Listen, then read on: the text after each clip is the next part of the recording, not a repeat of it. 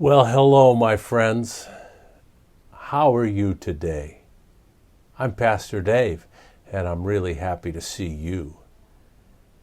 Today, I have a fun story for you.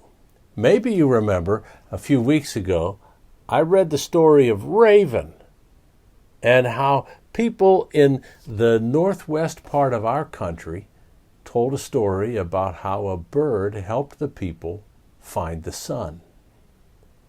Today's story is similar. In fact, it's by the same author, a man named Gerald McDermott. And it's called Papagayo. And it's a traditional story that's told in another part of the world, a part of the world that has a rainforest in it. And Papagayo is a mischief-making parrot who does something very important. Let's listen. Papagayo by Gerald McDermott. Here's a clue. Do you understand what these pictures are? That's right. It's the sun and the moon. It's the moon and the stars. The moon and the stars. And do you see how the moon has all those different shapes to it? I think that will be a part of our story. Why does the moon have so many shapes? Let's find out. There's a picture of Papagayo. He's beautiful. Papagayo woke up with the sun. He ruffled his bright feathers and opened wide his yellow beak and greeted the morning with a raucous croak! Kara, kara, cow, cow, cow! The night creatures were fast asleep, but Papagayo was awake, and he made mischief. Sometimes he would steal fruit from the spider monkey. Sometimes he would surprise the butterflies and send them fluttering in every direction. Sometimes he would fly high up in the sky, clutching a big nut, and then drop it with a crack right on the armadillo's shell. Whatever Papagayo was up to, he always made a lot of noise. This disturbed the sleep of the night creatures. They would wake up and say, "Please be quiet, Papagayo." The parrot would not stop squawking, and then they would complain, "Not so loud, Papagayo." But the parrot still wouldn't stop. Finally, the night creatures would get angry and scream, "Papagayo, shut your beak!" At night, while Papagayo slept, the night creatures would venture forth in the moonlight. They would gaze at the white sugar moon and croon quiet songs all night long. And as the dawn approached, they would settle down to sleep through the hot jungle day. Can you see some of those night creatures there? No sooner had the night creatures closed their eyes when Papagayo was up looking for fresh fruit and fresh mischief. One morning, Papagayo was especially loud. The sleepy-eyed sloth had a talk with the bird. "Papagayo," said the sloth, "you make entirely too much noise. You disturb the peaceful sleep of the night creatures." "Croak! Sleepyheads, why don't you laugh and play all day as I do?" "The day is too bright and too full of sound. It makes us afraid, so we can hide from the sunlight and the noise. But at night we can creep out beneath the moonbeams and sing gentle songs. We sing softly because we are afraid to disturb the quiet of the night." "Afraid? Afraid?" clucked Papagayo. "How can you ever be happy if you're always afraid? Ridiculous!" Papagayo ruffled his feathers, twirled around the branch, and flew away over the treetops. When the darkness fell, the creatures of the night gathered as usual to gaze lovingly at the moon. They looked up with watchful eyes and made soft moon music. Many miles away, in the heart of the rainforest, something stirred beneath the stones of the great ruined city. It was the ghost of an ancient monster dog awakening from a deep sleep. He was a moon eater, and when he woke up, he was very, very hungry. He saw the moon, sweet, round, and delicious, hanging in the sky, and he licked his lips. The bony moon dog slipped from the ruins and floated up into the sky. He loped along the pathway of the stars toward the moon. All night the creatures gasped when they saw the fierce moon dog pounce on the moon. They watched in terrified silence as he began to nibble at it. And then the moon dog took a big bite out of the moon, scurrying across the starry fields of the sky, and disappeared within the crumbling walls of the great ruined city.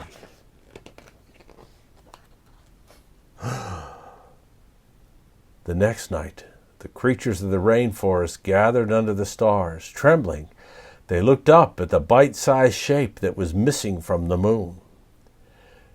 "Perhaps the moon dog won't come anymore. Perhaps he is satisfied," they whispered.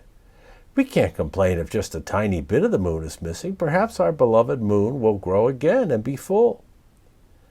But at midnight the moon dog came again. He bared his sharp teeth and hungrily began to eat the moon. To the horror of the forest creatures, he returned each night for a week. As the moon dog grew fatter and fatter, the moon became thinner and thinner. After 7 nights, the creatures of the rainforest were too frightened to sleep. They sat quietly, silently, blinking in the unfamiliar sunlight, red-eyed and sad, not knowing what to do. Papagayo came flying along just then, singing, chuckling to himself. He was surprised to find all the night creatures wide awake. "Grok! Good morning, my bleary-eyed friends. Isn't it past your bedtime?" "It's not funny, Papagayo," they said, pouting. "It's terrible. Each night this week a moon dog has eaten a bit of our beloved moon. There's only the thinnest sliver left. Tonight he's sure to swallow the rest of it, and night will be nothing more than everlasting darkness." "Disgusting," said Papagayo. "Why don't you stop him?" "Because we're afraid," the night creatures answered in chorus. "There's nothing we can do." "Nothing? Nothing, Grok. There's always something one can do. I'll stay up with you tonight, my friends, and we shall see what is to be done." That night, Papagayo kept a vigil. That means he stayed up. He kept a vigil with the night creatures. It was very dark because the moon was now just a slender crescent, but Papagayo tried hard to stay awake. He was just about to doze off when he heard the creatures whimpering. The moon dog had returned, and he was bigger and fatter than ever. He greedily licked the last sweet bit of the moon. "Oh, what shall we do?" the night creatures moaned. "He's eating the last of it. What shall we do?" Papagayo jumped up. "Make noise!" he shouted. "You must make noise!" The parrot flew to a high branch and began to screech, "Grok! Caracow, cow, cow!" At Papagayo's call, the night creatures began to stir. At first they were timid, but gradually they began to yell and shout. Their sounds grew louder and louder until the jungle echoed with their cries. They howled and hissed and croaked. They cracked sticks and shook bushes and beat a rhythm that every night creature joined in, chanting, "Chaka, chaka, chaka, chaka, chaka." And Papagayo shouted, "Cow, cow, cow!" The moon dog was frightened by all the noise. He jumped off the moon and ran through the sky. He fled along the pathway of the stars and disappeared into the darkness of the great ruined city. "We did it!" shouted the night creatures. "We scared away the moon eater. How brave we are! Now our beloved moon can grow again to its fullness." Papagayo cocked his head and clucked. "Now that moon dog has tasted the sweetness of the moon, he's sure to sneak back. When he comes again, remember what you must do. But the night creatures, proud of their great victory and tired from all the excitement, were already curling up for a good day's sleep. The sun began to color the sky. Papagayo ruffled his feathers and spread his wings. He opened his yellow beak and greeted the morning with a loud and raucous "Croak, cara, cara, cow, cow, cow!" And not a single creature complained. And there's those moon shapes again. That's the story of Papagayo, the mischief maker. I hope that you liked it.